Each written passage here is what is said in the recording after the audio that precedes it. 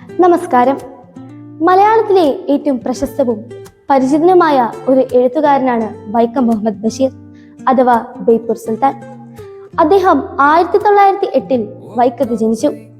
ബാല്യത്തിൽ തന്നെ അദ്ദേഹം എഴുത്തിൽ വളരെയധികം താല്പര്യം കാണിച്ചിരുന്നു. അദ്ദേഹം ഒരു നല്ല എഴുത്തുകാരൻ മാത്രമല്ല, സ്വാതന്ത്ര്യ സമരത്തിൽ പങ്കെടുത്ത ഒരു പോരാളി കൂടിയായിരുന്നു.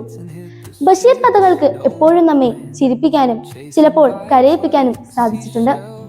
ബാല്യകാലസഖി, പാത്തുമ്മയുടെ ആട്, പ്രേമലേഖനം, മതിലുകൾ എന്നിവ അദ്ദേഹത്തിന്റെ പ്രശസ്തമായ കൃതികളാണ്. ഈ കഥകളിൽ കണ്ടുപിടിക്കാൻ കഴിയുന്ന പ്രധാന വസ്തുതയാണ് മനുഷ്യസ്നേഹവും സഹനവും.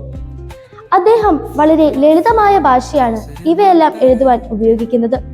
അതുകൊണ്ട് തന്നെയാണ് കുട്ടികൾക്കും മുതിർന്നവർക്കും അദ്ദേഹത്തിന്റെ കഥകൾ ഒരുപോലെ ഇഷ്ടപ്പെടുന്നത്. അദ്ദേഹത്തിന് നിരവധി പുരസ്കാരങ്ങൾ ലഭിച്ചിട്ടുണ്ട്.